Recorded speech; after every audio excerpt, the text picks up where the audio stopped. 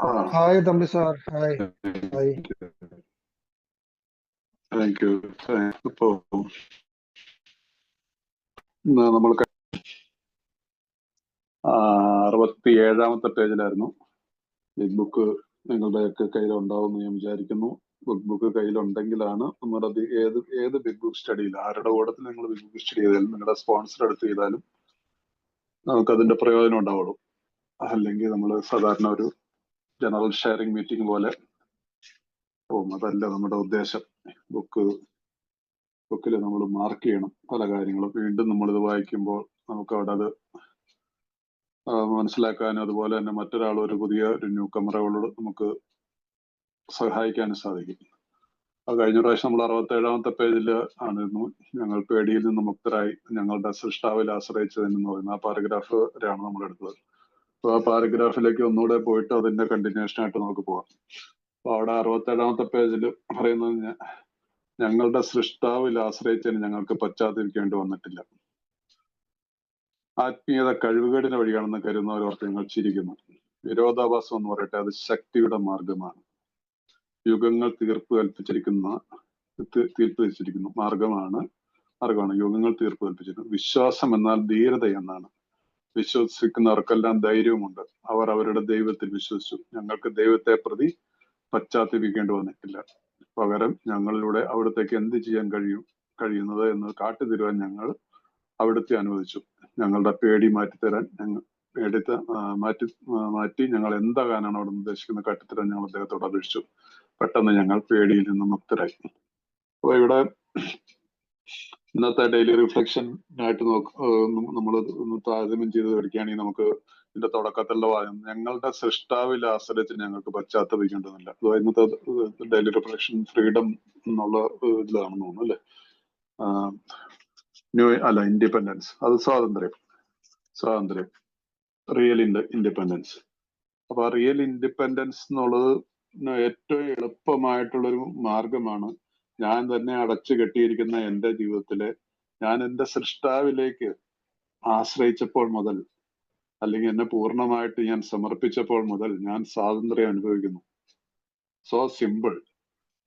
അപ്പൊ ഈ രീതിയിലുള്ള ഇത് പ്രാക്ടീസാണ്. ഇതൊരു പ്രാക്ടീസ് നമ്മുടെ ഒരു സ്ലോഗൻ ഉണ്ട് എന്ന് പറഞ്ഞ പോലെ ആ പ്രാക്ടീസിൽ കൂടി പടികൾ കൂടി പ്രാക്ടീസ് ചെയ്ത് വരുമ്പോഴാണ് ഇതെല്ലാം സംഭവിക്കുന്നത്.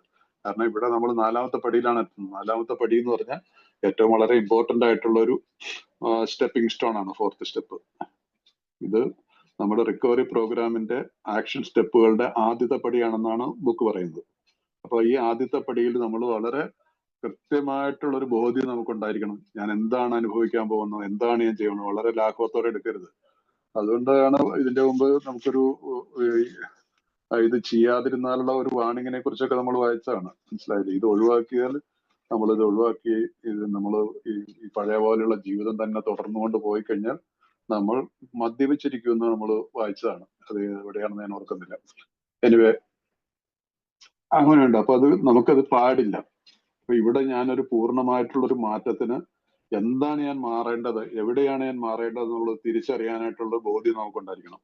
അപ്പൊ അതാണ് ഇവിടുന്ന്. അപ്പൊ ഇവിടെ നമുക്ക് അപ്പൊ അതാണ് ഞാൻ അന്ന് ആ ടേബിളിൽ പറഞ്ഞു, വിദ്വേഷം നമ്മുടെ ഒരു പ്രശ്നമാണ്. പലരും വിചാരിക്കുന്ന ഈ ടേബിൾ കാണുമ്പോൾ വിദ്വേഷത്തെ കുറിച്ച് മാത്രമാണല്ലോ ബിഗ് ബുക്ക് എന്നോ. അതല്ല, വിദ്വേഷം ഒരു പ്രശ്നമാണ്, ഭയം ഒരു പ്രശ്നമാണ്, അതുപോലെ തന്നെ ലൈംഗികത ഒരു പ്രശ്നമാണ്, അങ്ങനെ ദേഷ്യം ഒരു പ്രശ്നമാണ്. അപ്പം ഒരു 4 കാര്യങ്ങളൊക്കെയാണെന്ന് തോന്നുന്നു. ഞാൻ അതിന്റെ കഴിഞ്ഞ പ്രാവശ്യം ഞാൻ പറഞ്ഞതാണ്. 4 കാര്യങ്ങളൊക്കെയാണ് നമുക്ക് ഈ കണക്കെടുപ്പ് നടത്തേണ്ടത്.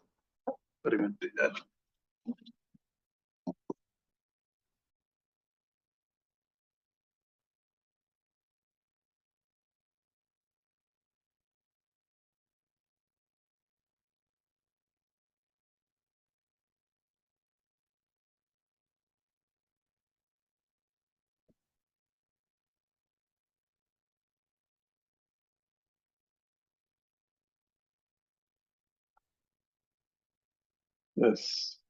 മറ്റുള്ളവർ ദ്രോഹിച്ചവരുടെ ഒരു ലിസ്റ്റ് നമുക്ക് ഉണ്ടാക്കേണ്ടതുണ്ട്.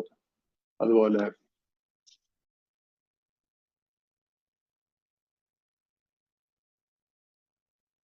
ഭയത്തെ കുറിച്ചുണ്ട്. റിസന്റ്മെന്റ്സിനെ കുറിച്ച് എന്താ?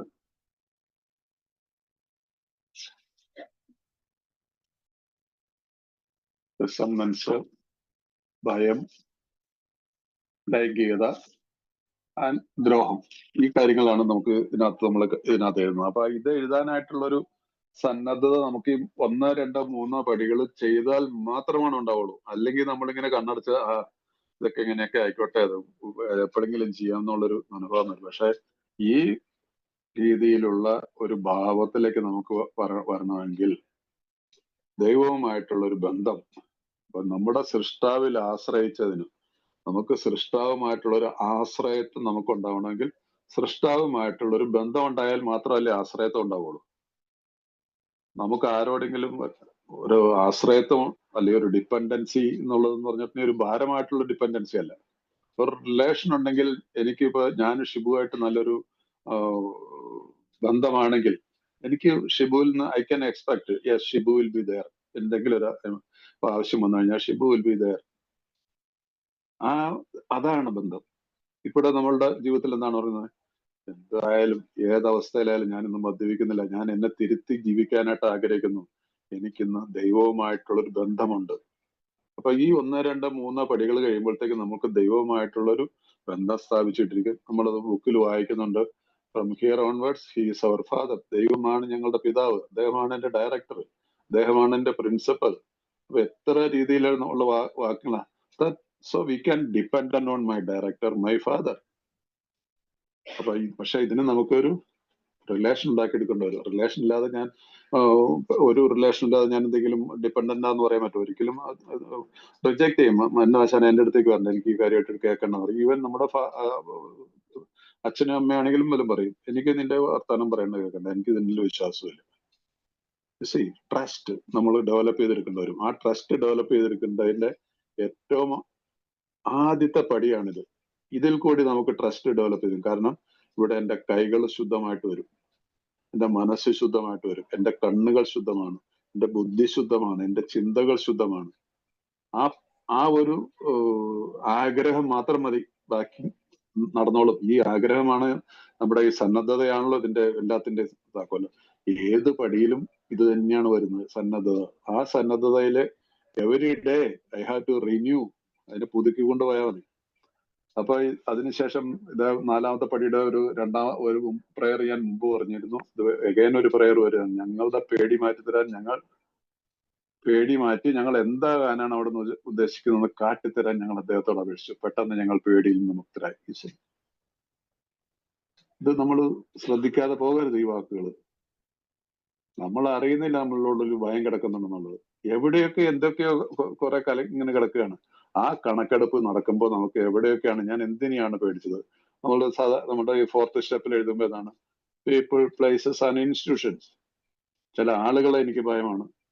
പക്ഷെ ഞാൻ പറഞ്ഞില്ല, പല കാര്യങ്ങളിലും നമ്മുടെ ഇമാജിനേഷനാണ്. എനിക്ക് ഭയമുണ്ടല്ല, അയാളെ ഞാൻ ഭയപ്പെടണമെന്ന്. ചില കാര്യങ്ങളിൽ റീസണും ഉണ്ടായിരിക്കാം. പക്ഷെ ആ റീസൺ കടലാസിൽ എഴുതണം. വൈ എനിക്ക് ഈ വ്യക്തിയോട് എന്തിനാണ് ഭയം? അച്ഛനെ ആയിരിക്കാം, അല്ലെങ്കിൽ ചേട്ടനെ ആയിരിക്കാം, അല്ലെങ്കിൽ അയലോക്കത്തുള്ള ഒരാളായിരിക്കാം, അല്ലെങ്കിൽ എന്നെ കോളേജ് പഠിപ്പിച്ച, സ്കൂളിൽ പഠിപ്പിച്ച മാഷയായിരിക്കാം, ഹൂവർ ഇറ്റ് മേ ബി. നമ്മുടെ അമ്മായി അച്ഛനായിരിക്കാം, അമ്മായി അമ്മയായിരിക്കാം. എനിക്ക് ഭയം. അത് നമ്മൾ ഭയമില്ലാന്ന് വിചാരിച്ച് നടിച്ച് ജീവിക്കുകയായിരുന്നു. മദ്യമാണല്ലോ നമ്മുടെ കൂട്ടത്തിലുള്ളത്. പക്ഷെ ഇവിടെ നമ്മൾ യാഥാർത്ഥ്യത്തിലേക്ക് വരികയാണ്.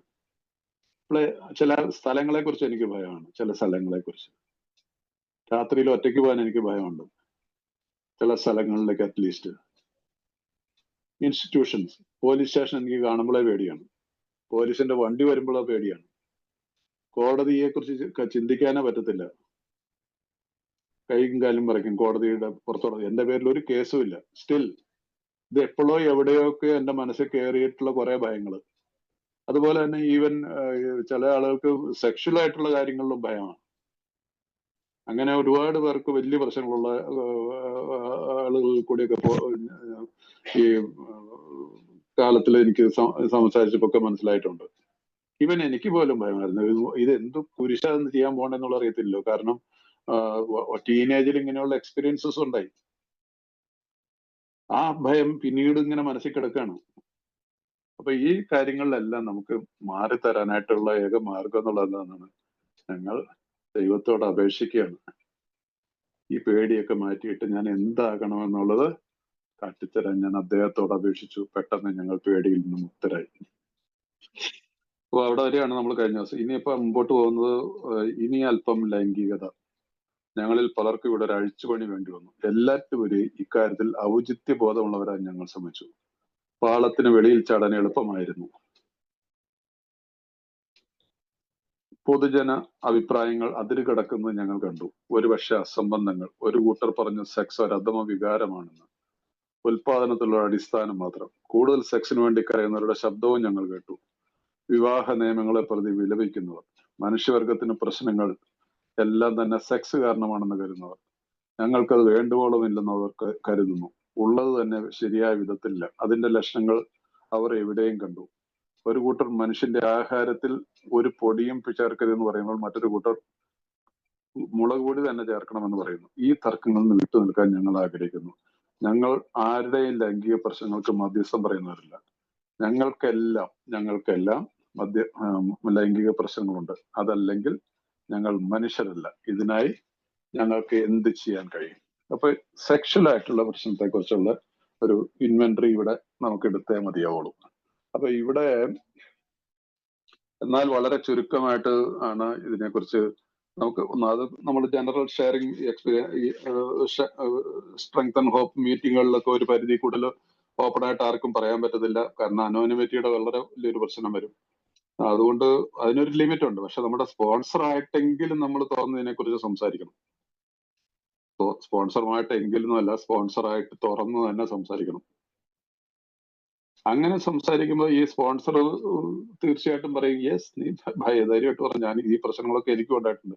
അപ്പൊ ഈ പ്രശ്നങ്ങൾ ഇല്ലാത്ത മനുഷ്യരാരുമില്ല ഇവിടെ. നമുക്ക് ടോട്ടലി ഒരു ഓവർഹോളിംഗ് നടത്തണം. അപ്പൊ അതുകൊണ്ട് പലരുടെയും കാര്യങ്ങളിൽ പല വ്യക്തികളുടെയും ജീവിതത്തിലും പലരെ കുറിച്ച് ഈ ഒരു ടോപ്പിക്കിൽ വരുമ്പോൾ പല അഭിപ്രായങ്ങളുണ്ട് ഉണ്ടാവും. അത് ആൽക്കഹോളിക്സിന്റെ കാര്യത്തിലായാലും ശരി, അല്ലാത്ത ജനറൽ ആയിട്ടുള്ള ആളുകളുടെ ശരി, ഈ ഒരു കാര്യം പറയുമ്പോൾ പലർക്കും അവരുടേതായിട്ടുള്ള പല അഭിപ്രായങ്ങൾ. അപ്പൊ അതുകൊണ്ട് നമ്മൾ ഇവിടെ ഇതിനൊരു കൃത്യമായിട്ടുള്ള രീതിയിലുള്ളത് എന്താണ് എന്റെ ജീവിതത്തിൽ ഇതിനെക്കുറിച്ച് സംഭവിച്ചതിനെ കുറിച്ച് ഞാൻ ഒരു കണക്കെടുപ്പ് നടത്തിയേ മതിയാവുള്ളൂ. ആ കണക്കെടുപ്പ് നടത്തുന്നതാണ് ഈ 4ാമത്തെ പടിയുടെ സെക്സ് എന്നുള്ള ഭാഗം. അതിനകത്ത് നമ്മൾ എന്തെല്ലാമൊക്കെയാണ് നമ്മളുടെ പ്രശ്നങ്ങൾ എന്നുള്ളത് നമ്മൾ നോക്കണം. അപ്പൊ മറ്റുള്ളവരുടെ അഭിപ്രായങ്ങളോ അല്ലെങ്കിൽ അവരുടെ അനുഭവങ്ങളോ അല്ലെങ്കിൽ ഇത് ഇങ്ങനെയായിരിക്കണം, ഇന്ന മാതിരിയാണ് സെക്സ് ചെയ്യേണ്ടത്, അല്ലെങ്കിൽ ഇന്ന മാതിരിയാണ് സെക്സിനെ കുറിച്ച് ഇത് പറഞ്ഞത്. ചിലർ ഭയങ്കരമായിട്ട് ഇതിനൊരു പക്ഷെ ഏറ്റവും വലിയ കള്ള കാഫീറുകളായിരിക്കും അവരൊക്കെ, മനസ്സിലായില്ലേ? അപ്പൊ ഇവിടെ നമുക്ക് ഈ 4ാമത്തെ പടിയുടെ ഈ ഒരു ചാപ്റ്ററുമായിട്ട് ബന്ധപ്പെടുത്തിക്കൊണ്ട് നമുക്ക് 12 പടികളും 12 പാരമ്പര്യങ്ങളും എന്നുള്ള പുസ്തകത്തിലേക്ക് ഒന്ന് പോവാം. അത് നിങ്ങളുടെ കയ്യിൽ 12 പടികളും 12 പാരമ്പര്യങ്ങളും എന്നുള്ള ബുക്ക് ഉണ്ടെങ്കിൽ അത്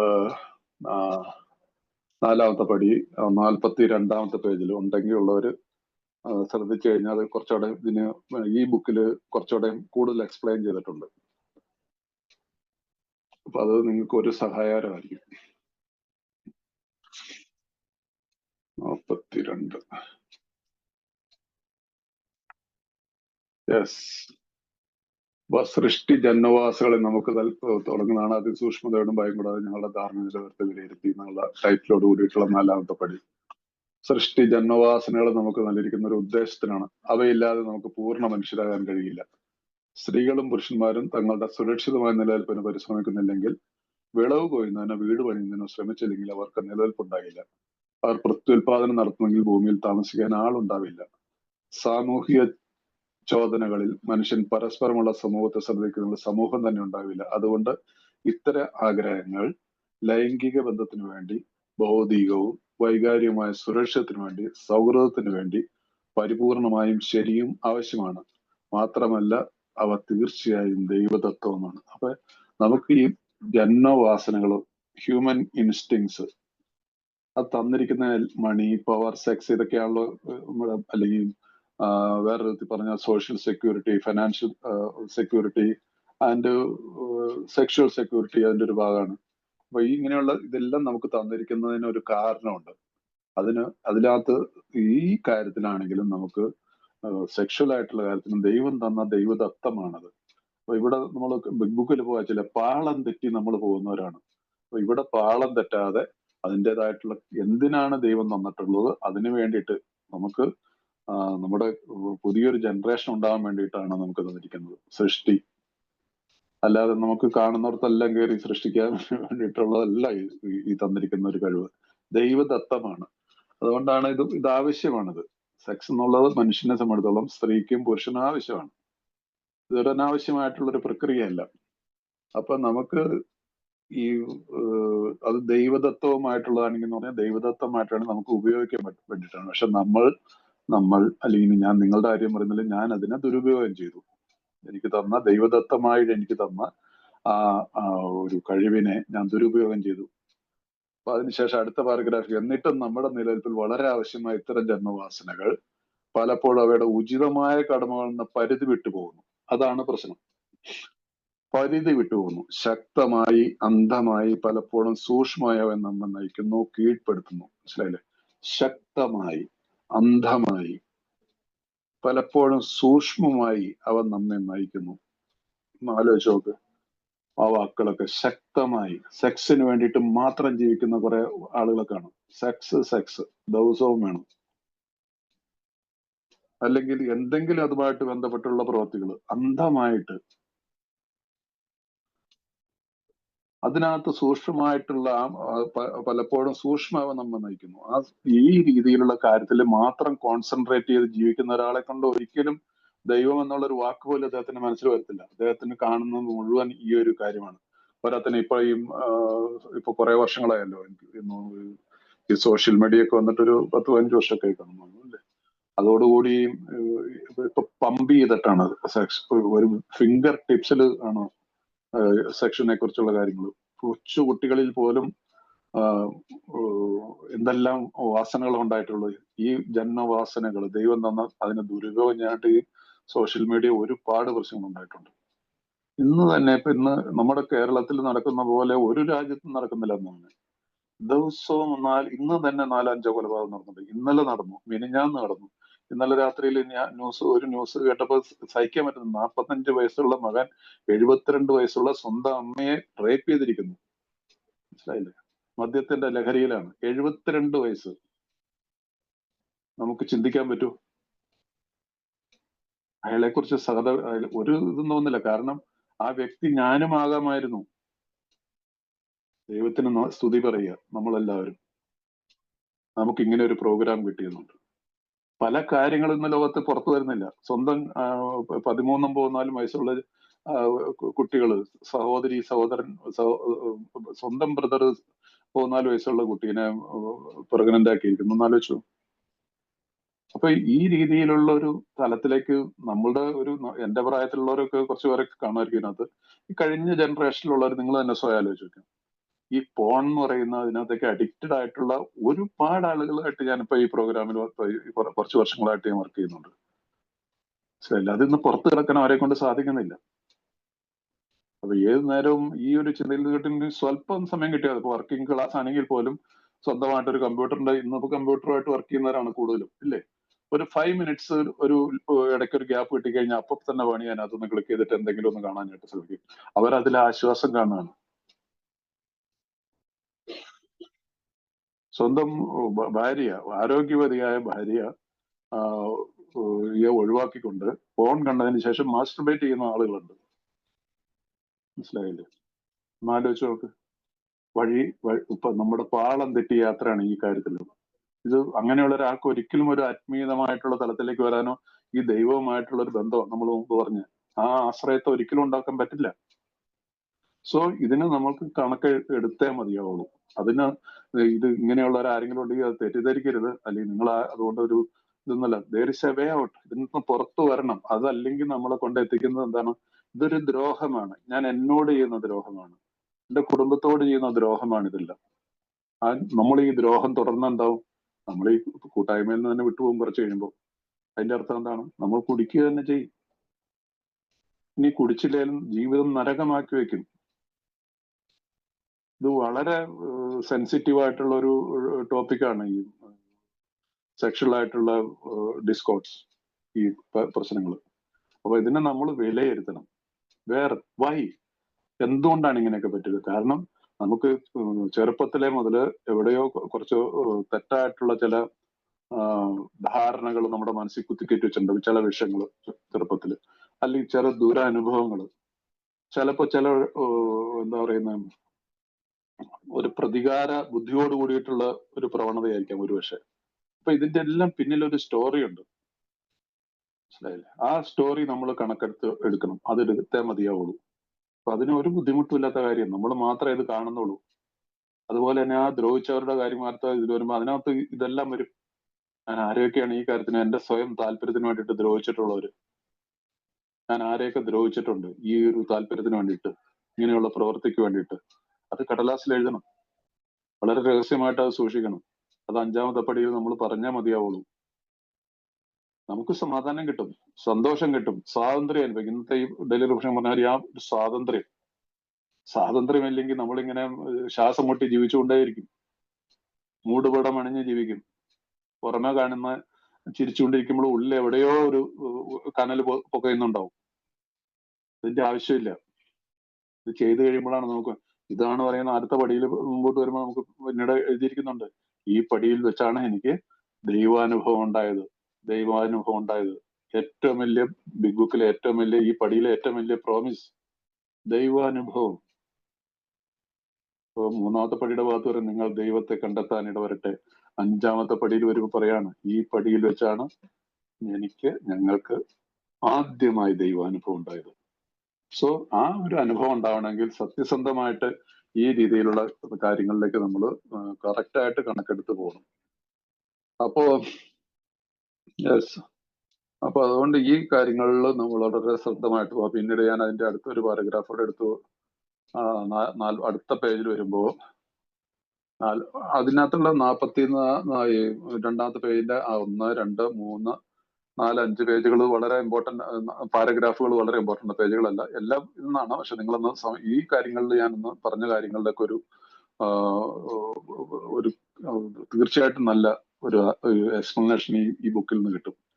കാരണം ഈ ബാധികൾ നമ്മിൽ ഓരോരുത്തരിൽ എങ്ങനെ ഇരുന്നുവെന്നും ഇപ്പോൾ എങ്ങനെയാണെന്നും കണ്ടെത്തുന്നതിനുള്ള ഊർജ്ജസ്വലവും ശ്രദ്ധാപൂർവമായ ഒരു ശ്രമമാണ് 4ാം പടി. മനസ്സിലായില്ലേ? ഈ 4ാം പടി അത്രയ്ക്ക് മാത്രം ഇതൊരു ബാധ്യതയായിരുന്നു. ഈ ബാധ്യതയുടെ കണക്ക് നമ്മൾ എടുക്കണം. അതിന് വേണ്ടിയിട്ടുള്ള ഒരു ഊർജ്ജസ്വലവും ശ്രദ്ധാപൂർവമായ ഒരു ശ്രമമാണ് 4ാമത്തെ പടി. പിന്നെ അതിന്റെ താഴത്തെ പാരഗ്രാഫിൽ വരുന്നത് ഒരു മധ്യഭാഗത്തായിട്ട് കണക്കെടുപ്പ് പ്രശ്നത്തെ കുറിച്ച് എന്ന് പറഞ്ഞിരുന്ന പാരഗ്രാഫിൽ മധ്യഭാഗത്തിന്, ഒരാൾ മറ്റെന്തിനേക്കാളും പ്രാധാന്യം ലൈംഗിക ആഗ്രഹത്തിന് നൽകുന്നുവെന്ന് കരുതുന്നു. ഈ അവസ്ഥയിൽ അയാളെ അടക്കി ഭരിക്കുന്ന ഈ ജന്മവാസനയാണ്, പേടിക്കണ്ട. ജന്മവാസന അദ്ദേഹത്തിന്റെ ഭൗതികവും വൈകാരികമായ സുരക്ഷയും സമുദായത്തിലുള്ള അദ്ദേഹത്തിന്റെ നിലനിൽപ്പിനെയും നശിപ്പിക്കുന്നു. അപ്പൊ ഈ ജന്മവാസനയെ ഞാൻ പരിപോഷിച്ചു പോയാൽ, ഇപ്പൊ ബിഗ് ബുക്കിൽ നമ്മൾ വായിച്ച ആ പാളത്തിൽ നിന്ന് തെറ്റി ഞാൻ അബദ്ധമായിട്ടുള്ള സഞ്ചാരത്തിൽ കൂടി പോയാൽ എന്റെ നിലനിൽപ്പിനെ, എന്റെ സുരക്ഷിതത്വത്തെ, എന്റെ സോഷ്യൽ ലൈഫിനെ, എല്ലാത്തിനെയും ബാധിക്കുന്നു. യെസ്. അപ്പൊ ഇത് നിങ്ങളൊന്ന് വായിച്ചു മനസ്സിലാക്കിയിരിക്കുക. ഇതിന്റെ ഒരു സപ്പോർട്ടിങ് ഡോക്യുമെന്റ് ആയിട്ടുള്ള, നിങ്ങൾക്ക് എല്ലാവർക്കും അറിയാവുന്നതാണ് 12 എന്ന് പറയുന്നത്. നമ്മളുടെ പടികളെ കുറിച്ചുള്ള ഒരു വിശദീകരണം, അതൊരു എസ്സേ ആണ്. അതും നമ്മൾ ഇതിനോടൊപ്പം വായിച്ചു പോവുകയാണെങ്കിൽ കുറെ കാര്യങ്ങൾ, ബിഗ് ബുക്ക് എഴുതിയിട്ട് 11-12 വർഷം കഴിഞ്ഞിട്ടല്ലേ ഇത് പബ്ലിഷ് ചെയ്തത്. അപ്പൊ അതുകൊണ്ട് അത് തീർച്ചയായിട്ടും പ്രയോജനപ്പെടുത്തേണ്ടതാണ് ആ ബുക്കും. യെസ്.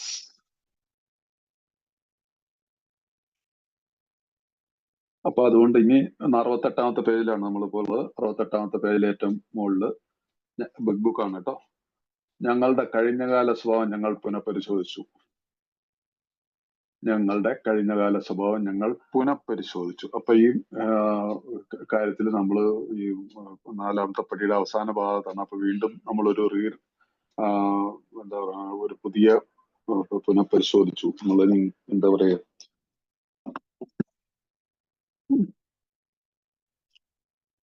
യെസ്.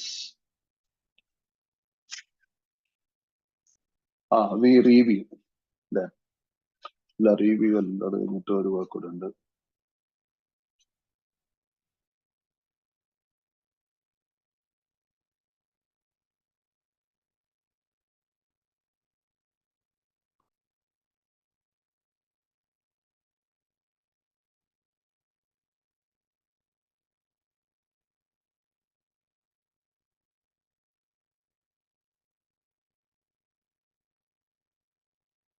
മലയാളത്തിലെ പാരഗ്രാഫിൽ ചില വ്യത്യാസങ്ങളുണ്ട്, അത് കാരണം എനിക്ക് പെട്ടെന്ന് മനസ്സിലാവത്തില്ല. യെസ്, വി റിവ്യൂ, അതന്നെ ആ പാരഗ്രാഫ് അങ്ങനെയാണ്. We reviewed our own conduct over the years of past. കഴിഞ്ഞ വർഷങ്ങളിലെ എന്റെ ജീവിതത്തെ കുറിച്ച് ഞാൻ വീണ്ടും വിലയിരുത്തുകയാണ്. ആ വിലയിരുത്തലിൽ വരുമ്പോ അതൊന്ന് എഴുതി, നിങ്ങൾ എഴുതിക്കോ. ഞങ്ങളുടെ കഴിഞ്ഞകാല സ്വഭാവം ഞങ്ങൾ പരിശോധിച്ചു. ഈ 4th സ്റ്റെപ്പ് നമ്മൾ എഴുതി. എവിടെയാണ് ഞങ്ങൾ സ്വാർത്ഥരും? 1, സ്വാർത്ഥത ആയത്, നമ്മൾ സത്യസന്ധയില്ലാത്തവര്. 2, പുറന്തള്ളപ്പെട്ടവരുമായത്. അത് വാക്ക് ശരിയല്ലെന്ന് എനിക്ക് തോന്നുന്നു. ഇൻകൺസിഡറേറ്റ് എന്നാണ് ഇത് ഇംഗ്ലീഷിൽ കൊടുത്തിരിക്കുന്നത്. ഇൻകൺസിഡറേറ്റ് എന്ന് പറയുന്നത് പുറന്തള്ളപ്പെടുക എന്നുള്ള തിരസ്കരണം. ഒരു പക്ഷെ അത് ആയിട്ട് ഏകദേശം ഒത്തിരിക്കുന്ന വായിക്കാനും നമ്മൾ പുറന്തള്ളുകയല്ലേ ചെയ്യുന്നത്. നമ്മളെ നമ്മളുടെ ആ വ്യക്തിത്വത്തെ ആരും അംഗീകരിക്കാത്ത ഒരു തലം ഉണ്ടല്ലോ, ആ വാക്കായിരിക്കണം. ഇംഗ്ലീഷിൽ അതിലിരിക്കുന്നത് ഇൻകൺസിഡറേറ്റ് എന്നായിരിക്കണം. Where we are selfish, dishonest, inconsiderate. Yes, ഇൻകൺസിഡറേറ്റിന്റെ മലയാളം എന്താന്നുള്ള ആർക്കെങ്കിലും ഒന്ന് ഗൂഗിളിൽ നോക്കിയിട്ടൊന്ന് ചാറ്റിലിട്ട എളുപ്പമായിരിക്കും. അപ്പൊ ഇൻകൺസിഡറേറ്റ്, കൺസെൻട്രേറ്റ് എന്നുള്ളത് 3. ആരൊക്കെയാണ് ഞങ്ങൾ മുറിവേൽപ്പിച്ചത്? നമ്മൾ ആരെയൊക്കെയാണ് ദ്രോഹിച്ചത്? 4, ഞങ്ങൾ അന്യായമായ അസൂയയും സംശയവും പുരുഷ സ്വഭാവമുള്ളവരുമായിരുന്നില്ലേ? ഇത്രയും കാര്യങ്ങളേ ഉള്ളൂ. ഇതിനകത്ത് എല്ലാം വരും. ഇതിനകത്ത് വിദ്വേഷം വരും, ഡിസോണസ്റ്റി വരും, നമ്മളുള്ള സെൽഫിഷ്നെസ് വരും. ഇതെല്ലാം കൂടി കലർന്ന ആ ഒരു 4th സ്റ്റെപ്പ് നമ്മുടെ മുമ്പിൽ നമ്മൾ വീണ്ടും ഒന്ന് പരിശോധിക്കുക, എവിടെയെങ്കിലും എന്തെങ്കിലും വിട്ടുപോയിട്ടുണ്ടോ എന്നുള്ളത്. സത്യസന്ധമായിട്ടുള്ള ഒരു മനോഭാവത്തോട് കൂടി തീർച്ചയായിട്ടും നമുക്ക് മനസ്സിലാവും. നമുക്കത് മനസ്സിലാക്കി തരും. എന്താ വിട്ടുപോയിട്ടുണ്ട്, പ്ലീസ് നീ അതിനെക്കുറിച്ച് ഒന്നുകൂടെ ഒന്ന് വിശദമായിട്ട് എഴുതാൻ. അല്ലെങ്കിൽ സ്പോൺസറുമായിട്ടിരുന്ന് ഏതെങ്കിലും ഒരു വിഷയത്തിന് ഞാൻ ഇത് എഴുതണോ വേണ്ടയോ എന്നുള്ളത് ചോദിക്കുക. അപ്പൊ അങ്ങനെ വരുമ്പോൾ നമുക്ക് തീർച്ചയായിട്ടും ഈ 4ാമത്തെ പടി വളരെ നല്ല രീതിയിൽ ചെയ്യാൻ പറ്റും. 4ാമത്തെ പടി നിങ്ങൾ ചെയ്യണം. ചെയ്യാത്തവര് പ്ലീസ്, എത്ര വർഷം നിങ്ങളുടെ സോബറിറ്റി ആയിക്കോട്ടെ, ഇപ്പൊ എനിക്ക് കുഴപ്പമില്ലല്ലോ എന്നുള്ളൊരു രീതിയിൽ ഇതിനെ കണ്ണടച്ച് പോകരുത്. ബിഗ് ബുക്ക് പറയുന്ന രീതിയിൽ തന്നെ ചെയ്യാം. എങ്ങനെയെങ്കിലും ചെയ്യാന്നുള്ളതല്ല. തന്നെ എന്തോ ഒരു ബുദ്ധിമുട്ടുള്ള, നമ്മൾ ബിഗ് ബുക്കിനെ ഫോളോ ചെയ്യണം. നമ്മുടെ അടിസ്ഥാന ഗ്രന്ഥമല്ലേ. ആ ഗ്രന്ഥം എന്ത് പറയുന്നു? ഈ പറയുന്നതെല്ലാം അതിനകത്തുണ്ട്. ഇതെല്ലാം വരണതിനകത്ത്. ഇതെല്ലാം വരണമെങ്കിൽ നമ്മളൊരു ടേബിൾ വരച്ച് ബുക്കിൽ തന്നെ കടലാസിൽ എഴുതണം. അല്ലാതെ ഇപ്പൊ ഇടക്കാലത്തൊക്കെ ഈ ഒരു ചോദ്യോത്തരത്തിന്റെ ഒക്കെ രീതിയിൽ എഴുതി, ഞാൻ ആ രീതിയിലും ചെയ്തതാണ്. അപ്പൊ ഞാൻ മനസ്സിലാക്കിയത് ഈ ബിഗ് ബുക്ക് രീതി തന്നെയാണ് അതിന്റെ ശരിയായിട്ടുള്ള രീതി. അതൊക്കെ ആരാണ്, എവിടുന്നാണോ അതിന്റെ ഉറവിടം എന്നുള്ളത് അറിയത്തില്ല. ഹേസൽ എന്നാണോ അദ്ദേഹം ഏതെങ്കിലും അടുത്ത കാലത്ത് ഇവിടുന്ന് ഉറങ്ങിയതാണ്. ക്വസ്റ്റനെയറിലുള്ള ചൈൽഡ്ഹുഡ്, അഡൽട്ട്ഹുഡ് എന്നൊക്കെ പറഞ്ഞിട്ടുള്ള ഒരു അതിനകത്ത് ഇത് അതല്ല എന്റെ രീതി. ഒറ്റ വാക്കി പറഞ്ഞു. ഞാൻ അതിനെതിരൊന്നും പറയത്തില്ല. അങ്ങനെ ചെയ്തവരോട് അത് തെറ്റാണെന്നൊന്നും പറയത്തില്ല. ഞാൻ അത് ചെയ്തതാണ്.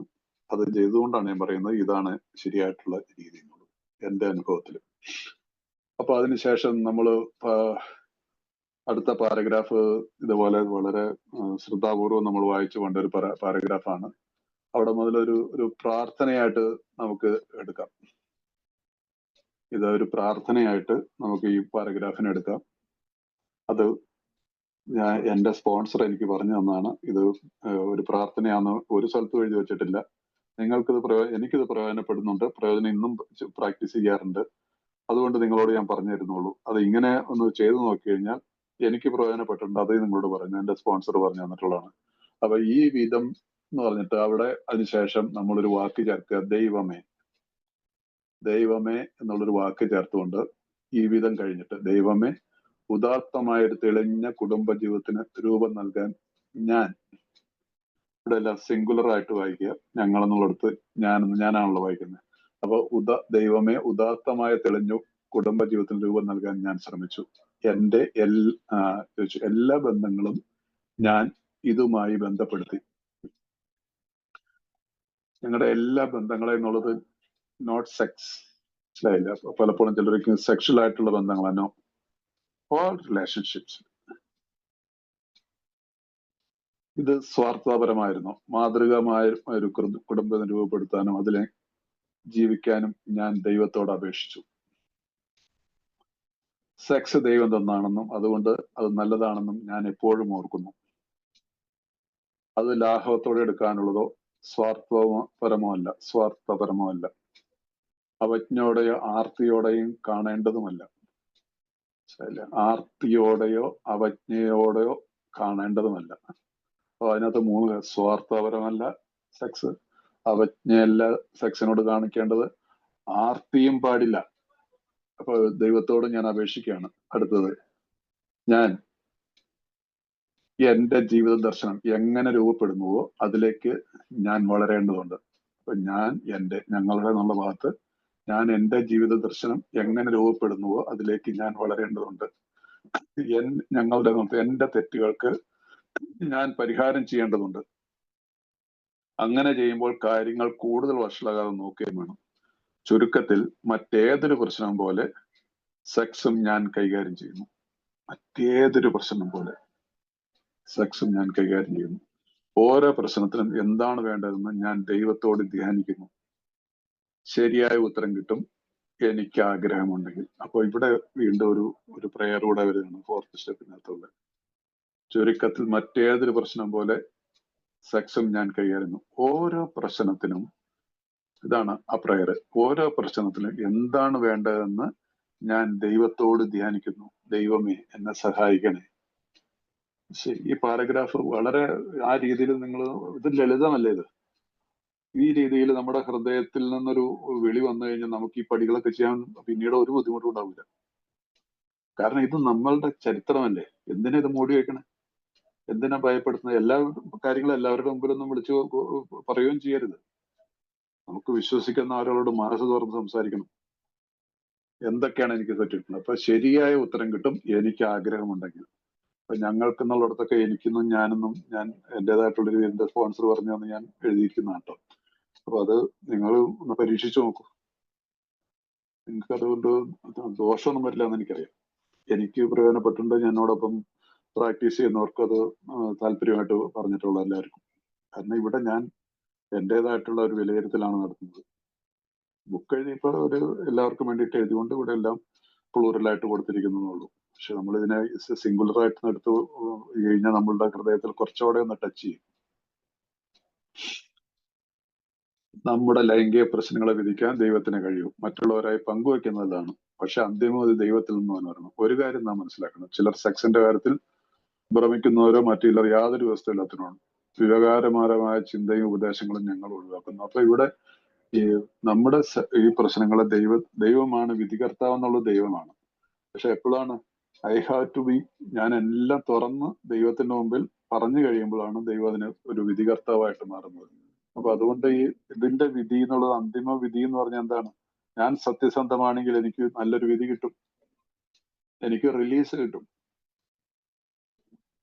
മനസ്സിലായില്ല? എനിക്ക് റിലീസ് കിട്ടും, ഈ പ്രശ്നത്തിൽ നിന്ന് വിടുതൽ കിട്ടും. ആ സമയത്ത് ഞാൻ അവിടെ വീണ്ടും ഇത് വെച്ചിട്ടുണ്ടെങ്കിൽ വീണ്ടും അഗൈൻ ഞാൻ ഇവിടെ കിടന്ന് കറങ്ങിക്കൊണ്ടിരിക്കും. ദൈവത്തിന്റെ മുമ്പിൽ നമുക്ക് ദൈവത്തിനെ ചതിക്കാൻ ആർക്കും പറ്റത്തില്ല. പറ്റുമോ? ഒരു മതഗ്രന്ഥത്തിലും പറയുന്നില്ല. ക്രിസ്ത്യാനിറ്റിയിലും പറയുന്നുണ്ട്, ഒരു ദിവസം ഇതെല്ലാം വെളിപ്പെട്ടു വരും. ഭഗവാൻ പറയുന്നുണ്ട് എല്ലായിടത്തും. ഇപ്പൊ റാഷ് നാട്ടിൽ വന്നപ്പോ ഞാനൊരു വിശുദ്ധ ഖുർആൻ മേടിച്ചു പഠിക്കാൻ തുടങ്ങിയില്ല. ഒരാഗ്രഹം.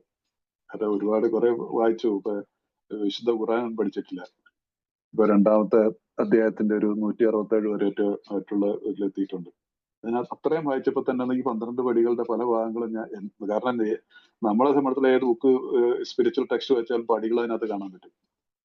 അപ്പൊ എത്ര വലിയ കാര്യങ്ങൾ ഇതൊക്കെ അവർക്ക് ഏത് മതത്തിലെടുത്തോട്ടെ നമുക്ക് ദൈവത്തിന്റെ മുഖത്തേക്ക് നോക്കാൻ സാധിക്കണം. അല്ലാതെ നമ്മള് ഇപ്പൊ ഞങ്ങൾ ക്രിസ്ത്യാനികളായിട്ടുള്ള ഞങ്ങളുടെ നോയമ്പുകാലാണ്.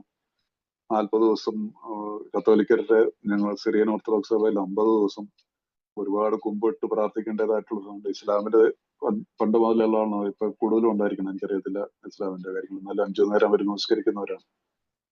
ആ നിസ്കാരത്തില് നമ്മുടെ മറ്റുള്ളവരെ നമുക്ക് നോക്കണ്ട. ഞാൻ നിസ്കരിക്കുമ്പോൾ ഞാൻ സത്യസന്ധനാണ്, എന്റെ കൈകൾ ശുദ്ധമാണോ എന്നുള്ളത് അറിഞ്ഞിരിക്കണം. ദൈവത്തിന് മുമ്പിൽ നമുക്ക് ഒരിക്കലും മുഖംമൂടി അണിഞ്ഞുകൊണ്ട് നിൽക്കാൻ പറ്റത്തില്ല. ഒരു ദിവസം ഇത് റിവീൽ ചെയ്ത് വരും. റിവീൽ ചെയ്ത് വരും എന്ന് പറഞ്ഞാൽ അത് എങ്ങനെയാന്നുള്ളത് എനിക്കറിയത്തില്ല. പക്ഷെ ഇതെല്ലാം ബുക്കുകളിലെല്ലാം എഴുതിയിട്ടുണ്ട്. ഇപ്പൊ ഇത് വായിച്ചു കഴിയുമ്പോൾ തന്നെ നമുക്ക് മനസ്സിലാവുന്നില്ലേ, ഈ ഇതിനെല്ലാത്തിനും പ്രശ്നങ്ങളെ വിധിക്കാൻ ദൈവത്തിനേ കഴിയൂ എന്ന് പറഞ്ഞതിന്റെ അർത്ഥം എന്താണ്? only God can. He can only see. അതിന് മാർക്കിടേണ്ടത് ദൈവമാണ്, ഞാനല്ല. ഞാൻ ഇത്രയൊക്കെ ചെയ്തെന്നും പറഞ്ഞിട്ട് എനിക്ക് ഇത്രയൊക്കെ ചെയ്തു ഇത്ര മതി, അല്ലെങ്കിൽ ദൈവത്തിന് ഇഷ്ടമുണ്ടെങ്കിൽ സ്വീകരിച്ചാൽ മതി എന്ന് പറഞ്ഞോ, അത് വർക്ക് ചെയ്യത്തില്ല. ഞാനൊരു പൂർണ്ണമായിട്ടുള്ള ഒരു സത്യസന്ധമായിട്ടൊരു ഏതെങ്കിലും ഒരു കാര്യത്തിന് എടുത്തിട്ട് നമ്മൾ ഈവൻ നമ്മുടെ സിമ്പിളായിട്ട് നമ്മുടെ വീട്ടിലേക്ക് വരിക, നമ്മുടെ വീട്ടിലെ ചെറിയൊരു എന്തെങ്കിലും ഒരു കാര്യം നോക്കി, ഞാൻ ഒരു സെക്സ്വലായിട്ടുള്ള കാര്യങ്ങൾ മാറ്റി വയ്ക്കുക, വേറെ ഏതെങ്കിലും കാര്യത്തിന് ഞാൻ വൈഫിനോട് ഞാൻ തുറന്നതായി ഇതിങ്ങനെ ഒരു സംഭവം ഉണ്ടായെന്ന് പറഞ്ഞു നോക്കി, പറയാനായിട്ട് ചിലപ്പോൾ പുള്ളിക്കാരത്തേക്ക് ഇത്തിരി വിഷമമുള്ള എന്തെങ്കിലും ഒരു ഇഷ്യൂ ആണെങ്കിൽ പോലും നമ്മളത് പറഞ്ഞു കഴിയുമ്പോൾ ഉള്ള റിലീസ് എന്താണ്? ഭയങ്കര നല്ലൊരു റിലീസ് അല്ലേ? ജോലി ചെയ്യണതാണെങ്കിൽ എന്റെ ബോസിനോട് ഞാൻ പറയാണ്, സാർ എനിക്ക് ഐ ഡിഡ് എ മിസ്റ്റേക്ക്. അല്ലെങ്കിൽ അത് മനസ്സിലിങ്ങനെ കറന്നു നിൽക്കും, നമുക്ക് ആ ദിവസം മുഴുവൻ, ആ ദിവസം നല്ല അത് കുറെ നാളത്തേക്ക് നമ്മുടെ മനസ്സിൽ ഇങ്ങനെ നടക്കും. ഞാൻ എന്റെ ഓഫീസിൽ ഞാൻ എന്റെ എന്റെ ഹയർ അതോറിറ്റിനെ ഞാൻ ചീറ്റ് ചെയ്തു, അല്ലെങ്കിൽ അയാളോട് കള്ളം പറഞ്ഞു എന്നുള്ള രീതിയിൽ ബിഗ് ബുക്കിൽ തന്നെ ഒരു സ്റ്റോറി ഉണ്ടെന്ന് തോന്നുന്നു. അത് ഭാഗത്താന്ന് എനിക്ക് ഓർമ്മയില്ല. ടു എംപ്ലോയീസിലായിരിക്കണം, എംപ്ലോയേഴ്സിൽ മറ്റാന്ന് എനിക്ക് തോന്നുന്നു. കാരണം നിസ്സാര ഒരു കാര്യം പുള്ളി എന്താ ചെയ്ത് തന്നെ ബോസിന്റെ അടുത്ത് ചെന്നിട്ട് yes I did that mistake, കാരണം ഒരു ആവശ്യമില്ലാതെ ആ ബോസ് ശിക്ഷിക്കപ്പെടുകയാണ് ചെയ്തത്, കാരണം എന്റെ ഒരു പ്രവൃത്തി കാരണം. സെയിം വേ ഇവിടെ നമ്മൾ ദൈവത്തിന്റെ മുമ്പിൽ ഇതേപോലെ നമ്മൾ സത്യസന്ധമായിട്ട് ഈ കാര്യത്തിലുള്ള ഒരു അവരുടെ മൈക്ക് അൺമ്യൂട്ടാണെന്ന് മ്യൂട്ട് ചെയ്ത് കേട്ടോ. അപ്പൊ അത് ചെയ്തു കഴിഞ്ഞാൽ നമുക്ക്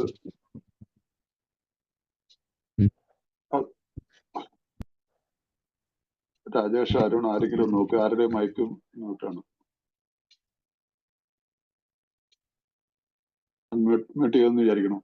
ഓക്കെ, പ്ലീസ് ഒന്ന് നോക്കുക കേട്ടോ. അപ്പൊ നമ്മൾ ഇപ്പൊ ഇടയ്ക്ക് ഇത് വരുമ്പോഴേ നമ്മൾ ഈ പറഞ്ഞ ഫ്ലോ അങ്ങോട്ട് പോയി. അപ്പൊ അതുകൊണ്ട് ഇവിടെ നമുക്ക് ഈ വേറെ ഒരു ഇതില്ല എന്ന് പറഞ്ഞാൽ ആ വാക്ക് എന്താണ്, ഒരു കാര്യം നാം മനസ്സിലാക്കും, ചിലർ സെക്സിന്റെ കാര്യത്തിൽ ഭ്രമിക്കുന്നവരോ മറ്റുള്ള യാതൊരു വസ്തുതയാണ് വികാരപരമായ ചിന്ത ഉപദേശങ്ങളും ഞങ്ങൾ ഈ വൈകാരികമായിട്ടുള്ള ചിന്തയും മറ്റുള്ളവരുടെ ഉപദേശത്തില്ല. ഞാൻ എന്റെ കാര്യത്തെ വിലയിരുത്തുന്നു. I talk to my sponsor and I do it honestly, സത്യസന്ധമായിട്ട്. ഈ കാര്യം നമ്മൾ വളരെ ശ്രദ്ധിക്കുക. ഇനി അടുത്തത്, ഒരു പക്ഷെ നാം സ്വീകരിച്ച മാതൃക ജീവിതത്തിൽ നാം വഴുതി പോകുന്നെന്ന് കരുതുക. ഇതിന്റെ അർത്ഥം നാം കുടിക്കുമെന്നാണോ? ചിലർ അങ്ങനെ പറഞ്ഞേക്കെ, ഇത് അർദ്ധസത്യം മാത്രം. ഇത് നമ്മുടെ ഉദ്ദേശത്തെയും നമ്മളെയും ആശ്രയിച്ചിരിക്കുന്നു. അപ്പൊ ഈ മാതൃക ജീവിതത്തിൽ നാം വഴുകി പോകുന്നുണ്ട് ഏതെങ്കിലും കാരണവശാൽ ഒരു തെറ്റ് പറ്റിയെന്ന് വിചാരിക്കുക, അതിന്റെ അർത്ഥം നാം കുടിക്കുമെന്നാണോ? അപ്പൊ അങ്ങനെ കരുതരുത്, കുടിക്കേണ്ട ആവശ്യമില്ല. പക്ഷെ എന്താണ് വേണ്ടത്? അതൊരു അർദ്ധസത്യമാണ്. ഇത് നമ്മുടെ ഉദ്ദേശത്തെ നമ്മളെയും ആശ്രയിച്ചിരിക്കുന്നു. ഇതെന്റെ ആറ്റിറ്റ്യൂഡ്, മൈ ഹോണസ്റ്റി. മനസ്സിലായില്ലേ? ചിലപ്പോ മനുഷ്യനാണ് നമ്മൾ ഈ 4ാമത്തെ പടി ചെയ്തുകൊണ്ട് വേഗം 5ാമത്തെ പടി ചെയ്തുകൊണ്ട് വിചാരിച്ചുകൊണ്ട് പരിപൂർണമായിട്ടുള്ള ഒരു വിശുദ്ധനായിട്ടൊന്നും ആരും പറയുന്നൊന്നുമില്ല. അങ്ങനെയാണെങ്കിൽ 6ഉം 7ഉം പടിയുടെ ആവശ്യമില്ല. പക്ഷെ നമുക്ക് ബോധപൂർവം, മനസ്സിലായില്ലേ, ബോധപൂർവം നമ്മളിത്, അതാണ് നമ്മുടെ ഉദ്ദേശം. ആ ഉദ്ദേശം ബോധപൂർവം നമ്മൾ അറിഞ്ഞുകൊണ്ട് ചെന്ന് തെറ്റിലേക്ക് ചാടണമെന്ന് വിചാരിച്ചുകൊണ്ട് ചെന്ന് ചാടിയതാണോ, അതോ ഒരു പെട്ടെന്നുണ്ടായിട്ടുള്ള, ഇപ്പൊ ഇത് വരത്തില്ല, സ്ലിപ്പും റിലാപ്സും തമ്മിലുള്ള വ്യത്യാസം പറയാം. ഒരു സഡൻ ആയിട്ടുള്ള ഒരു ആക്ഷനിൽ ഉണ്ടായിട്ടുള്ളതാണെങ്കിൽ അതിന് നമുക്ക് തീർച്ചയായിട്ടും അതിന് പരിഹാരം കണ്ടെത്താൻ സാധിക്കും. ഒന്നാമത് അങ്ങനെയുള്ള ഒരു ആക്ട് നമ്മൾ ചെയ്തു കഴിഞ്ഞാൽ നമുക്ക് അപ്പൊ തന്നെ നമ്മുടെ ഉള്ളില് ഒരു വലിയൊരു വിഷമം ഉണ്ടാവും, ഒരു വേദന തോന്നും. മാത്രം ഇതില്ല, ദൈവത്തിൽ നിന്ന് എത്ര അടുത്തിരിക്കുന്ന അവിടെ നിന്ന് കുറെ ദൂരെ പോയതായിട്ടുള്ള ഒരു അനുഭവം നമുക്കുണ്ടാവും. സത്യസന്ധമാണെങ്കിൽ മനസ്സിനെ കുത്തി നോവിക്കും. അതല്ല പണ്ട് വിജയശ്രീ ലാലതിനായിട്ട് ഒരെണ്ണോടെ നമ്മുടെ ഒരിക്കൽ കൂടി അനുഭവിച്ചു എന്നുള്ള ആ ഒരു ഇതിലല്ല നമ്മൾ അതിൽ നിന്നും വരുന്നത്. അവിടെ നമ്മൾ വീണ്ടും പശ്ചാത്താപം എന്നുള്ള ഒരു ഫീലിംഗ് നമ്മുടെ ഉള്ളിലേക്ക് വരും. റിപ്പന്റ്. അപ്പൊ അത് അങ്ങനെ വന്നു കഴിഞ്ഞാൽ ചിലപ്പോൾ ചിലർക്കൊക്കെ ഇങ്ങനെയുള്ളൊരു, ചിലപ്പോൾ നമ്മൾ ഈ മദ്യത്തിന്റെ കാര്യത്തിൽ പറഞ്ഞാൽ ചിലപ്പോൾ പറയല്ലേ, ഒരു റിലാപ്സ് നിനക്ക് നന്നായെന്നോ പറയും, ഇല്ലേ? അതിൽ കൂടി അവന് വീണ്ടും ഉണർന്നെണീക്കാൻ പറ്റും, ശക്തിയോടെ, വീണ്ടും ശക്തിയോടെ. സോ ഇവിടെ അഗെയിൻ ആ കാര്യത്തിൽ ഏത് ഇഷ്യൂലാണ് എന്താണ് അത് സംഭവിച്ചെന്നുള്ളതിനെ കുറിച്ച് സ്പോൺസറുമായിട്ട് ഉടനെ തന്നെ ചർച്ച ചെയ്യുക, സത്യസന്ധമായിരിക്കുക. അതാണ് അതിന്റെ ഇമ്പോർട്ടന്റ് ആയിട്ടുള്ള ഒരു സത്യസന്ധമായിട്ട് പറയുക. ഇന്നൊരു അബദ്ധം പറ്റി മാഷെ, ഒരു സാഹചര്യം വന്നപ്പോ ഞാൻ എന്റെ ഇവിടെ പിടിവിട്ടുപോയി. അത് ഈവൻ ഉണ്ട്, ഈ ഫോൺ കാണുന്നത് പോലും ഇതിന് ഒരു റിലാപ്സ് തന്നെയാണ്, തെറ്റാണ്. Sin against God. പലരും വിചാരിക്കൂലേ ഇതെന്തോ മൊബൈലിൽ നോക്കി, അല്ലെങ്കിൽ നോ, ഇറ്റ്സ് നോട്ട്. അത് ഈ ഫോൺ ഇന്നത്തെ കാലത്ത് നമ്മുടെ കൂട്ടായ്മയിൽ ഒരുപാട് പേര് കൂടിയും കിടക്കുന്നുണ്ട്. അതുകൊണ്ടാണ് ഞാൻ പറയുന്നത്. എനിക്കാനും ഓർക്കാൻ പറ്റും ഇതിനകത്ത് എന്താ. എന്നിട്ട് നമ്മൾ എന്താ അതിന്റെ റിയാക്ഷൻ, അതിന്റെ അടുത്ത റിസൾട്ട് എന്താന്നുള്ള എല്ലാവരുടെയും ജീവിതത്തിൽ അറിയാം. Don't do it. നമ്മൾ ഈ ഒരു പ്രാർത്ഥന പ്രാർത്ഥിച്ചില്ലേ 5ാമത്തെ പടിയിൽ അല്ല 4ാമത്തെ പടിയിൽ ഒരു പ്രാർത്ഥന എന്ന് പറഞ്ഞിട്ട് ഞാൻ വായിച്ചായിരുന്നു കേട്ടോ. ഈ ഞങ്ങളുടെ പേടി മാറ്റിത്തരാൻ എന്നുള്ളതില്ല, ആ പേടിയുടെ ഭാഗത്ത് ഈ കാര്യം എന്ന് വെച്ച് ഇത് മാറ്റിത്തരാൻ ദൈവത്തോട് അപേക്ഷിച്ചു. പെട്ടെന്ന് ഞങ്ങൾ പേടിയിൽ നിന്ന് മുക്തരായി എന്ന പോലെ തന്നെ ലൈംഗികപരമായിട്ടുള്ള ആസക്തിയിൽ നിന്ന് നമ്മൾ മുക്തരാകും. പ്ലീസ്. അതല്ല ഒരു ഈ പ്രായത്തിൽ ഇപ്പൊ നിങ്ങൾ വിചാരിക്കും ഇങ്ങനെ പ്രായമായിട്ട് ഇങ്ങർക്ക് ഇയാള് ജീവിതകാലം മുഴുവൻ അത് ചെയ്ത് ഇപ്പൊ ഞങ്ങളെ പഠിപ്പിക്കുന്നു. അതിന്റെ പരിക്കുകൾ ഏറ്റിട്ടുണ്ട്. ആ പരിക്കുകൾ നിങ്ങൾക്കൊന്നും പറ്റാതിരിക്കാൻ വേണ്ടിയിട്ട് പറഞ്ഞായിരുന്നു ഓർത്താൽ മതി. നമുക്ക് ഇത് പറ്റിയതല്ല. ഓക്കെ. അപ്പൊ അതുകൊണ്ട്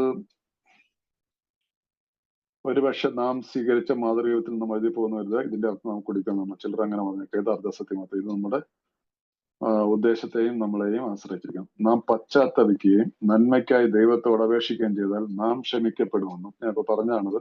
ഒരു പാഠം പഠിപ്പിക്കണമെന്ന് കരുതുന്നു. അല്ലാത്ത പക്ഷം നാം മറ്റുള്ളവരെ ദ്രോഹിക്കുന്നത് തുടർന്നാൽ തീർച്ചയായും കുടിക്കുക തന്നെ ചെയ്യും.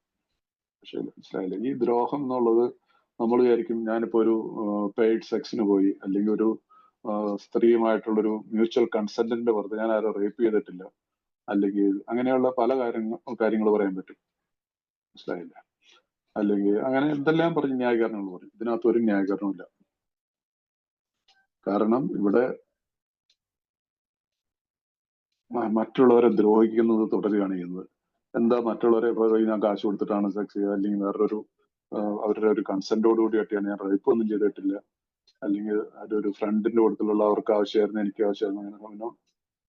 ഇപ്പൊ നിങ്ങൾ മാരീഡ് ആണ്, നിങ്ങളുടെ വൈഫിനെ ദ്രോഹിക്കുകയാണ് നിങ്ങൾ ചെയ്യുന്നത്. മാരീഡ് ആണെങ്കിൽ. ഇനി അൺമാരീഡ് ആണെങ്കിലും നമുക്ക് ഈ അബദ്ധ സഞ്ചാരമാണ്, പാളം വിട്ടിട്ടുള്ള ഇതാണ്, ആസക്തിയിലേക്ക് പോകുന്നതുകൊണ്ടാണ്. അത് വീണ്ടും വീണ്ടും തെറ്റുകളിൽ നിന്ന് തെറ്റുകളിലേക്ക് പോകാനുള്ള ഒരു മാർഗമായിട്ട് മാറും. അപ്പൊ അത് ദ്രോഹമാണ്, തന്നോട് തന്നെ ചെയ്യുന്ന ദ്രോഹമാണ്. ഇനിയിപ്പോ മുമ്പൊക്കെ നമുക്ക് അങ്ങനെ ഒരു കാഴ്ചപ്പാടേ ഉണ്ടായിരുന്നില്ല. എന്താ നമ്മൾ ദ്രോഹിച്ചവരുടെ പട്ടിക തയ്യാറാക്കുന്ന 8ാമത്തെ പടിയിൽ വരുമ്പോ പറയുന്നില്ല, ആ ദ്രോഹിച്ചവരുടെ ലിസ്റ്റ് വരുമ്പോ ആദ്യം എഴുതേണ്ട പേര് നമ്മുടെ തന്നെയായിരിക്കും. നമ്മൾ ഒരിക്കലും തിരിച്ചറിഞ്ഞിട്ടില്ലാത്ത ഒരു കാര്യമാണ്. നമ്മൾ മറ്റുള്ളവരെ ദ്രോഹിച്ചു എന്നാണ്. പക്ഷെ ദ്രോഹം ചെയ്തതാണ്, ഞാൻ എന്നെയാണ് ദ്രോഹിച്ചത്. അതിലേക്ക് പിന്നെ വരാം. അപ്പൊ ഇവിടെ ഇങ്ങനെയുള്ള കാര്യത്തിനകത്ത് ഈ അല്ലാത്ത വശം നാം മറ്റുള്ളവരെ ദ്രോഹിക്കുന്നത് തുടർന്നാൽ തീർച്ചയായും കുടിക്കുക തന്നെ ചെയ്യും. അതാണ് ഞാൻ ആദ്യം പറഞ്ഞ അത് ഞാൻ വിചാരിച്ച മുമ്പ് വായിച്ചു പോയതാന്ന് വിചാരിച്ചത്. കുടിച്ചിരിക്കും ഈ രീതിയിലുള്ള ജീവിതത്തിലേക്ക് പോയി കഴിഞ്ഞാൽ. അതുകൊണ്ട് ഇതിന് യാതൊരു വിധത്തിലുള്ള അതിനകത്തേക്ക് നമുക്ക് ദൈവത്തോട് പ്രാർത്ഥിക്കണം. അതിനകത്തൊരു വീഴ്ചയില്ലാതെ പ്രവർത്തിക്കണം.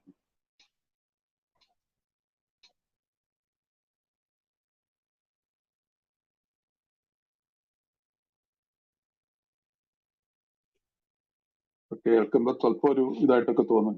മനസ്സിലായില്ലേ? നിങ്ങളത് പ്രാക്ടീസ് ചെയ്തു. ദെൻ ഓൺലി ഇതൊരു സ്പിരിച്വൽ പ്രോഗ്രാമാണ്. നമ്മളുടെ ഏയിൽ പറയില്ലേ, ദർ ഈസ്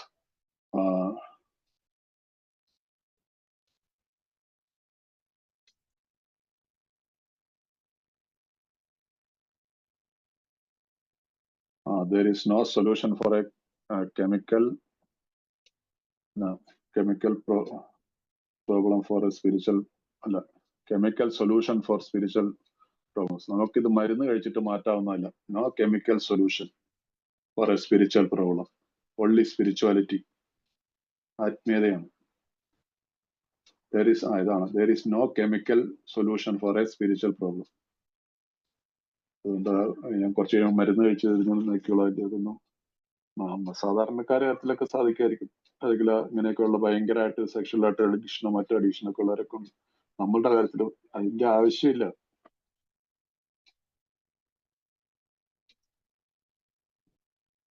ഞങ്ങളിത് സമർത്ഥിക്കുകയല്ല, മറിച്ച് അനുഭവത്തിൽ നിന്ന് പഠിച്ച വസ്തുതകളാണ് ഈ പറഞ്ഞ കാര്യങ്ങൾ. ഈ രീതിയിൽ നമ്മൾ മുമ്പോട്ട് പോയി കഴിഞ്ഞാൽ നമ്മൾ കുടിച്ചിരിക്കും എന്നുള്ളത് ഞങ്ങളിത് സമർത്ഥിക്കുകയല്ല, അനുഭവത്തിൽ നിന്ന് പഠിച്ച വസ്തുതകളാണ്. അതൊന്ന് ഇംഗ്ലീഷിലൊന്ന് വായിച്ചു മാട്ടെ. ഇംഗ്ലീഷിൽ ചില വാക്കുകൾ. Yes, if we are not sorry and our conduct continues to harm others, we are quite sure to drink. We are not theorizing. These are the facts of our experience. അപ്പൊ ഈ ഫോർത്ത് സ്റ്റെപ്പ് ഇൻവെന്ററി, ഈ fourth step inventory നമ്മൾ എഴുതിയേ മതിയാവും.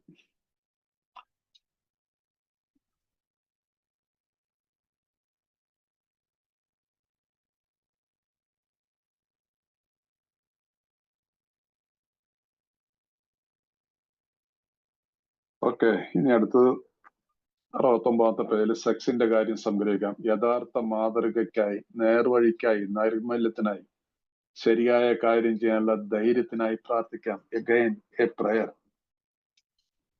Again a prayer. യഥാർത്ഥ മാതൃകയ്ക്കായി, നേർവഴിക്കായി, നൈർമല്യത്തിനായി, ശരിയായ കാര്യം ചെയ്യാനുള്ള ധൈര്യത്തിനായി പ്രാർത്ഥിക്കാം. ഇവിടെ നമുക്ക് ഇതിപ്പോ എന്താ ഇത് വ്യക്തമായിട്ട് എഴുതരാനുള്ള? സെക്സിന്റെ കാര്യത്തിലാണ് എഴുതിയിരിക്കുന്നത് ഓർക്കണം. ഈ കാര്യത്തിൽ പ്രശ്നമുള്ളവര് യഥാർത്ഥ മാതൃകയായിട്ട്, ഒരു മനുഷ്യനൊരു മാതൃകാ ജീവിതമുണ്ട്. നമ്മള് വിവാഹം കഴിച്ചവരൊക്കെ ഇതിനകത്ത് മിക്കവാറും വിവാഹം കഴിക്കാത്തവരും കാണാതിരിക്കും. വിവാഹത്തിന്റെ ഏത് മതത്തിലായാലും അവിടെ നമുക്കൊരു പ്രതിജ്ഞതയില്ലേ, ഒരു സ്ത്രീയായിട്ടൊരു ബന്ധത്തിന്. എന്നുവെച്ചാലോ കഴിഞ്ഞ പാസ്റ്റിൽ സംഭവിച്ചു അത് തന്നെ തുടർന്നുകൊണ്ട് പിന്നെയും പോവാന്ന് പറഞ്ഞു കഴിഞ്ഞാൽ ഭാര്യയും പോരാ, പിന്നെ മറ്റുള്ളവരെയും വേണം. അത് കഴിഞ്ഞിട്ട് എവിടെയൊക്കെ കിട്ടുന്ന വെച്ചാൽ ഏത് ഓപ്പർച്യൂണിറ്റി അതും കഴിഞ്ഞിട്ട് ഈ പോണുകളെ കൂടി ഇരിക്കാൻ പറ്റത്തില്ല. അപ്പൊ ഇവിടെ ഈ നേർവഴി, നൈർമല്യം, ശരിയായ കാര്യം, ധൈര്യം, ഇവിടെ പിന്നെ ഭയമില്ല. ഇതിൽ നിന്ന് വിട്ട് ജീവിക്കുന്ന ഒരാളെ സംബന്ധിച്ചോളം പിന്നെ ഭയമില്ല. ആ ഫിയർ, അതിൽ നിന്നുള്ള മോചനമാണിത്. അപ്പൊ ഈ കാര്യത്തിനകത്ത് എപ്പോഴും നമ്മൾ ഈ ഒരു പ്രാർത്ഥന, അഗൈൻ ഇറ്റ്സ് ഒരു പ്രയർ തന്നെയാണിത്, ഫോർത്ത് സ്റ്റെപ്പിനുള്ള. അതുകൊണ്ട് വീണ്ടും പറയാണ്, സെക്സ് പ്രശ്നമാകുമ്പോൾ മറ്റുള്ളവരെ സഹായിക്കാനായി ഞങ്ങൾ കഠിന പ്രയത്നം ചെയ്യുന്നു. ഞങ്ങൾ അവരെ സഹായിക്കുകയും അവർക്കായി പ്രാർത്ഥിക്കുകയും ചെയ്യുന്നു. ഇത് ഞങ്ങളിൽ നിന്ന് മുക്തരാക്കുന്നു. കീഴടങ്ങുന്ന ഹൃദയവേദന ആകുമ്പോൾ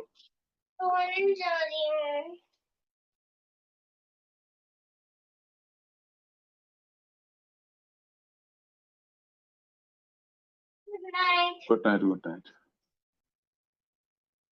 അപ്പൊ കൊച്ചുമോളെ അവള് ഉറങ്ങാൻ പോവെന്ന് പറഞ്ഞു. അപ്പൊ ഇവിടെ ഈ കാര്യം ശ്രദ്ധിക്കുക.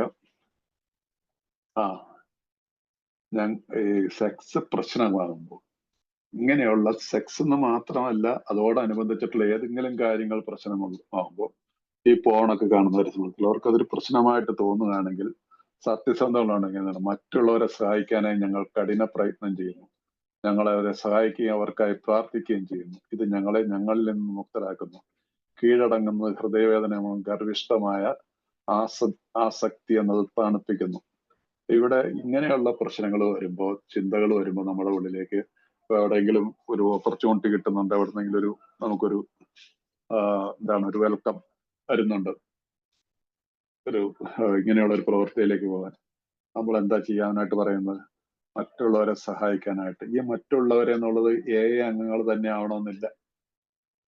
നമ്മുടെ ഫ്രണ്ട്ഷിപ്പിലോ അല്ലെങ്കിൽ നമ്മുടെ സുഹൃത്ത് ബന്ധത്തിലോ, ഫ്രണ്ട്ഷിപ്പ്, നമ്മുടെ റിലേഷൻഷിപ്പിലൊക്കെ ഉള്ള ഏതെങ്കിലും ആളുകൾക്ക് എന്തെങ്കിലുമൊക്കെ ബുദ്ധിമുട്ടുകൾ അനുഭവിക്കുന്നവർ, ആശുപത്രി കിടക്കുന്നവര്, അല്ലെങ്കിൽ സാമ്പത്തികമായിട്ടോ അല്ലെങ്കിൽ പട്ടിണിയിൽ, അങ്ങനെയുള്ളവരെ കുറിച്ച് അവരോട് വിളിച്ച് എന്തെങ്കിലും ഒരു 2 വാക്ക് സംസാരിക്കാം. നമുക്ക് തീർച്ചയായിട്ടും ഇന്നത്തെ കാലത്ത് അംഗങ്ങൾക്ക് ഒരു കുറവുമില്ല. സഫർ ചെയ്തുകൊണ്ടിരിക്കുന്ന ആളുകൾ, ചിലർ പല രീതിയിലും വേദനയിലായിരിക്കുന്നവര്, അവരെ സഹായിക്കാനായിട്ടുള്ള ഒരു കോള് ചെയ്ത് നോക്ക്. ഈ ചിന്തകളൊക്കെ പമ്പ നടക്കും.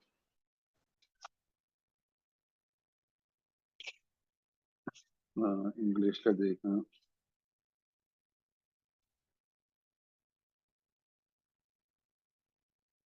യെസ്.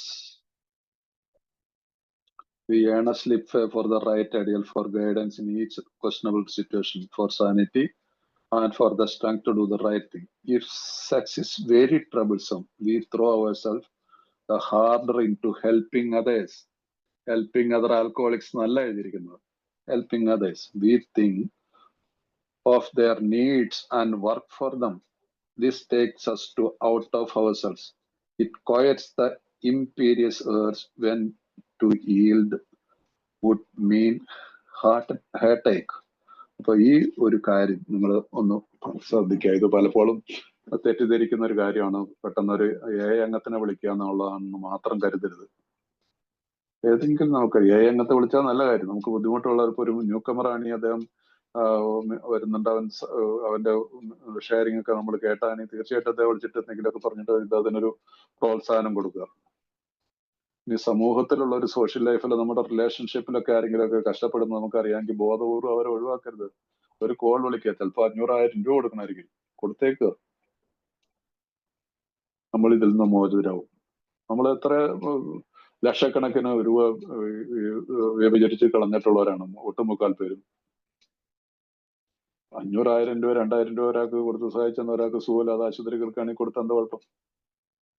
അല്ലെങ്കിൽ ഒരു അംഗത്തിനാണെങ്കിൽ പോലും ഒരു ന്യൂ കമറാണെങ്കിൽ അവന്റെ അരി മേടിക്കാൻ കാശില്ലാത്തവനാണെങ്കിൽ 500 രൂപ കൊടുത്തെന്ന് വിചാരിച്ചിട്ടുണ്ടാവും. വെള്ളം അടിച്ചില്ല നമ്മൾ അത് നമ്മുടെ വിഷയമല്ല. ഒരു ചെറിയ തുക നമ്മുടെ ബുക്കിൽ പറഞ്ഞിട്ടുണ്ട് ഇത് നമ്മൾ ചെയ്യണമെന്നുള്ളത്.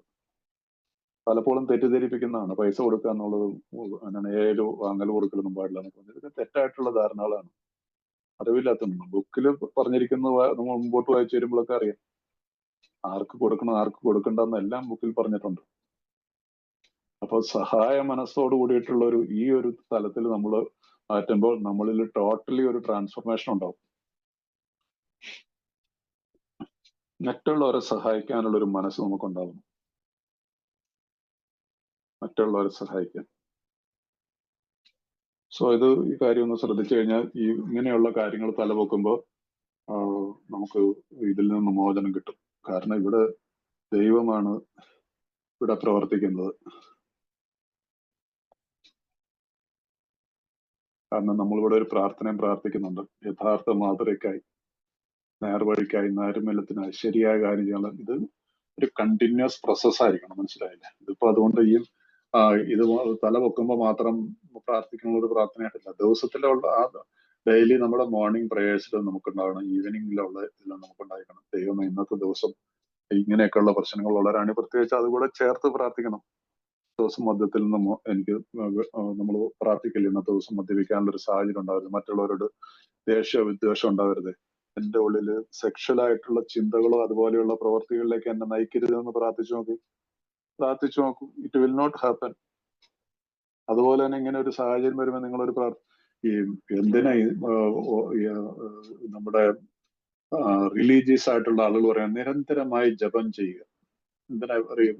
ഏത് മതത്തിലാണെങ്കിലും എനി റിലീജിയൻ ദേ സേസ് കണ്ടിന്യൂസ് പ്രേയർ.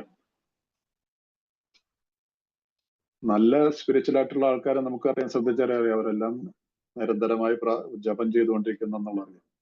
നമ്മൾ ഇതുകൊണ്ട് രുദ്രാക്ഷം എടുത്ത് കയ്യിലിട്ടിട്ട് തിരുമണമെന്നൊന്നും ഒന്നും പറയുന്നില്ല. നമ്മുടെ മനസ്സിൽ ചൊല്ലിയാൽ മതി, പ്രാർത്ഥിച്ചാൽ മതി.